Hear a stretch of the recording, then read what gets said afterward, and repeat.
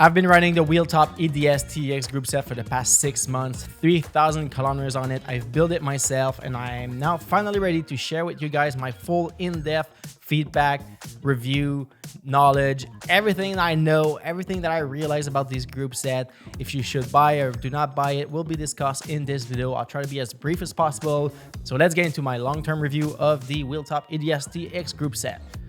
Whew, that's an intro. Hey guys, if you don't know me, my name is Charles. I've been making cycling content for the past 6 years. I've been reviewing thousands of cycling products. So in this episode, we have the WheelTop Chinese electronic hydraulic Groupset. Should you get it? Should you risk your money, your time onto this Groupset? I have so much to say. WheelTop sent this Groupset about a year ago for free, but I have been ghosting them for about 6 months now, just because I really wanted to first ride this Groupset for a long time. And second, I did not want my review to be influenced by them, so they will not see this video before it comes up. And I've also decided to not watch other reviewers' content because I don't want my opinion to be biased by what they have said. So hey, everything here today will be transparent. Everything that I've realized that is worth sharing with you guys that you need to know if you want to get your hands on this Groupset. So if you've never heard about WheelTop, I was the same. They say they've been making Groupsets since 1950 something. They've come out about 2 years ago with this electronic Groupset coming from China, hydraulic or cable actuated. What are the highest selling points of this Groupset? So first, it's price point. You can, I think like retail price is 1,000 USD, but it's often on sale like to 750, 800 USD. There's always a sale. Second big part about this Groupset is you can decide how much gear you want to have. So if you put a 3-speed cassette, a 10-speed cassette, 11, 12, 13-speed cassette, the Groupset will work. This is probably one of the best feature. Your amount of speed on your bike is not limited to your Groupset. It's limited to the cassette you put on. So I've had plenty of 11-speed cassette spare parts here. So that's what I've put on the mobile app. I've decided that the Groupset was 11-speed and then it works. Second main selling point, I believe, is it's pretty cool that you can just get front and rear derailleur, shifters, and that's it. If you're trying to buy a Shimano Groupset or a SRAM Groupset, most of the bundles you will find online comes with a cassette, crankset, chains, and all of that. If you're building a bike, you might have a lot of spare parts that you want to reuse. So I think that was one of the other great point about the WheelTop. It comes really bare bone and you can build your bike accordingly. So my full Tavilo here, my review on that bike is going to come out soon. They're all custom parts from Panopodium website. There will be a link in the description down below as well. But I decided the crankset, I decided the wheels, I decided everything on this bike. Being able to get this WheelTop Groupset without being forced to buy in that bundle price a crank or a cassette that I don't really want was a plus for me. But all those perks don't really matter if this one question is not answered. How's the shifting? Well, to be honest, the shifting is perfectly fine. The rear derailleur is extremely snappy and quick. It never jumps gear when I've set it up properly. I've had no issue setting the limit screws. It was quite easy to set up the rear derailleur. It's fast. The battery lasts a good amount of time. Once in a while, I just plug the cable in. I've never really ran out of battery, but the shifting is good. The front never dropped a single chain ring when I had this derailleur on. The shifting is fast. It's snappy. It feels a little bit more like mechanical Campagnolo, like the gears, they really like snap into place. You can hear that clunk, clunk, clunk every time it shifts, while the Shimano is always a bit more on the smoother side. Personally, I love a clicking and a clunk derailleur, if that's a word. I'm not too sure, but I'm sure you can understand what I mean. I love to really feel when its chain is biting on the cassette, so you know that you can apply some torque. Shifting under pressure here, it's good. I've had no problem shifting the rear cassette 500, 600, 800 watts. That Groupset really gained my confidence on being able to apply a lot of force while shifting at the same time. How's the brakes? Are they good? Are you gonna die going down a hill? And I have to report here, the brakes are quite good. The modulation was surprisingly good. had a single issue going down the hill. I've went down super steep climbs. I didn't feel the brakes overheating at all. The way I've set up the bleed is I can, when I'm in the drops, start to hold the brakes without have them biting the disc. And then as I'm pulling, the force is increasing, and anywhere into that range, it goes from 0 to 100 power braking, and I'm not at the end of the lever. Didn't have any sketchy situation. The brakes works just like the Shimano I've been using too. Every time I'm jump back on my Shimano bike, I'm like, this is close enough. It's not as good. There's some subtle details that makes it not as good. Shimano's still the king.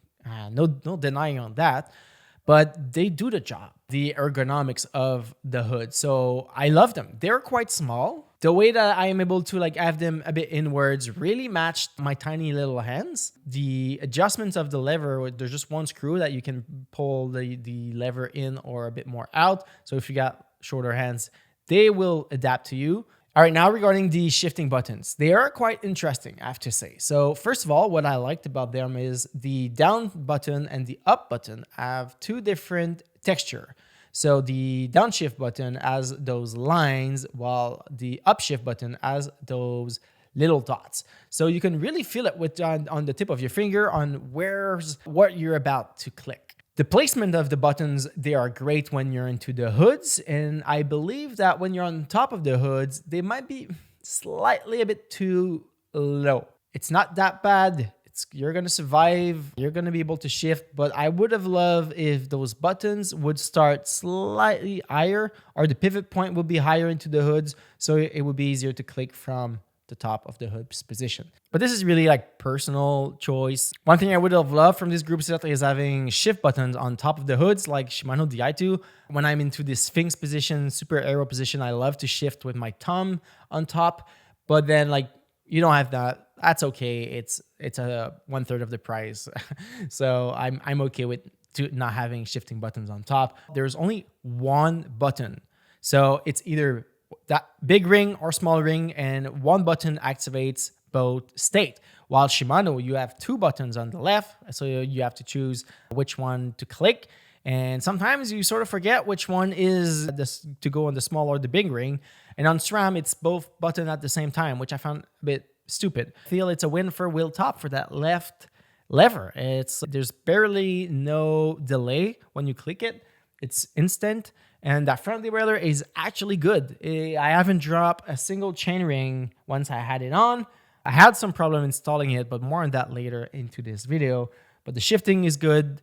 It's reliable. Give me confidence whenever I need to go on that small ring or go back on that big ring. And something I need to mention here is I've had no issue shifting that front ring depending on the rear cassette. So whenever I am on the 14T, I can go up and down the big ring easily. Or I'm on the easiest gear of my cassette, I can go up and down easily. Overall, I'm quite satisfied with that left shifter and button.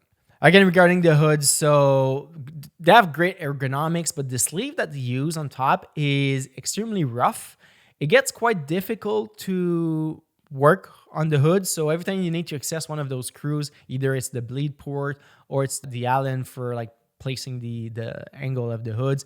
The sleeve is it's not stretchy. It's difficult to move around. It's rough, and you really have to fight to when you want to work on the hoods. The material is not that grippy. Last week I was doing a hill repeat training, and it was hot outside, and I was mostly out of the saddle. I was just feeling that slight movement from the wrist coming from the sleeve moving over the hoods like this. So that's one thing to note. But for me, living in mostly flat grounds, I don't climb much because there's not much hills around. I mean, I'm out of the saddle in the hoods 3% of the time I'm riding a bike. So that issue is not that bad. I don't really mind it. But if you're always climbing, you do torque a lot with your hands, that's something to consider. All right, so now regarding the build of this group, how was it compared to other group set? Well, I have to say, installing the derailleurs, front and back, the shifters, it's exactly like other brands. It's the same system. There's nothing different. Just maybe the hoods, the bolt is a bit difficult to access. But so make sure you have also those round bolts at the end of your Allen. That was very useful from the front. Where I had a little bit of issues, I would say, is with the mobile app. So the mobile app works. It worked right away out of the box. It connected right away. It's fairly easy to understand how to use it, but the level of English in that mobile app is not good. You can tell that it's like direct like Chinese translation to English, and not a single native English speaker went through that mobile app. Like you understand. And I have to say, like in this era of ChatGPT and AI, it's surprising that the level of the English of the app is that bad. But all of that can be fixed into a software update, which I hope they're going to do soon. But regarding setting up the group set, so the gear indexing, the rear derailleur indexing, probably one of the most important part about setting a group set. And I have to admit here, it was quite easy. First, you choose the amount of gear you have on your bikes, and then the app knows already the default spacing between each gears. But what I love about this group set is you can decide to choose individually each gear, the amount of millimeters it's going to move in between. So maybe if you have a worn out cassette or there's like something wrong with your cassette, you can choose exactly like how much it moves per gear. So you can really dial in like the perfect shifting. And I have to say, once it's set up, I haven't touched it in like about 1,000 kilometers. It works well. It's shift every time. Now regarding the weight of the group set, I don't feel it's heavy. I don't feel it's light. It's right in that middle sweet spot where it's just good enough. Like the hoods are small. The rear derailleur is quite small actually. It's smaller. It looks smaller than the brand new Shimano's. It's just good enough. You don't buy this group set for the weight. You buy this group set for the value. So to answer the question of who is this group set for? If you have only one bike and it's going to be the only bike that you're going to ride, it's going to be a bike that you're going to have for a long time, I would not go with the WheelTop. First of all, if you have issue with the group set, if you break a hoods, you break just a lever, whenever you're going to need a part quickly to fix something or replacement hoods, like it might be complicated. Every time you're going to travel with your bike and you have a mechanical somewhere, you have a derailleur pulley that break, tough lot. No bike shop in the world is going to carry spare parts for a WheelTop anytime soon. So if you have one bike, you need to travel with it. I was just like splurge a little bit more. Go for the Shimano route. Go for the SRAM route. On the other hand, if you want to build your own bike, like I've done with my Tevelo, fully custom, choosing everything on it from the crank size to the chainring to the cockpit to the cassette, everything is chosen carefully by you. And you want this build to not be too expensive, I think it's a good option. For something quite cheaper than 105 price point, it would be a good option. Like I would say, you've built bikes before, you know what you're getting into. So I really love the Tevelo. I would have loved to travel with it when I went to Mallorca at the start of the year. But the fact that I had a group set, that I was not being able to find any spare parts in local bike shop if I have any issues, made me not take the Tevelo to go to Mallorca. I took my Felt VR because it has a super reliable Shimano 12-speed Ultegra. While it's like right now, it's a bit more like it's my hometown bike. It's the bike that I absolutely love to ride. And if I have an issue with it, I'm not too far from home. So far, no issues. Not that I'm planning on having, but so if I have a problem with it, it's not that big of a deal. When I'm going to get back to racing, I mean, I don't really mind crashing this group set, just a couple $100, while changing a Dura Ace Di2 or Ultegra can be quite expensive. So something to keep in mind that if you want to race with your bike, you put yourself and your equipment into this situation where it can get quite expensive. So that's why I believe that building like this high-end Chinese super bike is a good option for racers. So the third category of people who are going to get their hands on WheelTop is where I believe the future of that company is. I believe that first, we're going to start seeing entry-level electronic carbon bikes from China. Chinese brands going to start to spec these group set, build them overseas, and ship it direct to consumers. So I feel this is like you're going to start seeing, and I think there's already up there on AliExpress, like bike already fully built, fully assembled with the WheelTop group set. You're going to start seeing website that resells high-end Chinese part. And then I believe that we're going to start seeing a bit more of those Chinese mainstream brands spec bikes with the wheel top. So Windspace, Yaleo. So we're gonna start seeing those group set coming over into a bit more mainstream brands as like the entry level electronic, because it's a good product. It's just a matter of time before bike shop catch on, before parts are widely available. It's a bit more like socially accepted to ride a Chinese group set. So to wrap up my thoughts on the WheelTop EDS TX Road group set. So yes, I do recommend the group. I love the shifting. I love the braking. The reliability so far has been quite good. The ergonomics is good.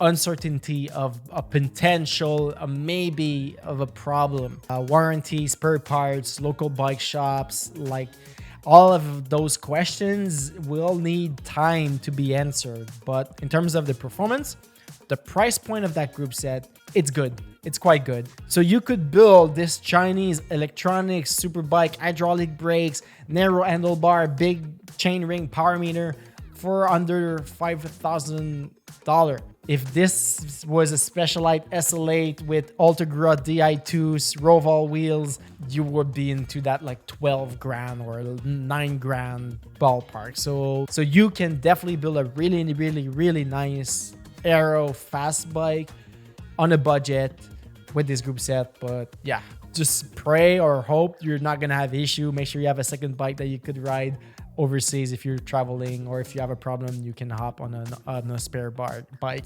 But yeah, that's it guys. I really hope you enjoyed this video. If you did, please leave a comments down below. If you have any question, thumbs up. And my name is Charles, and I'll see you into the next one.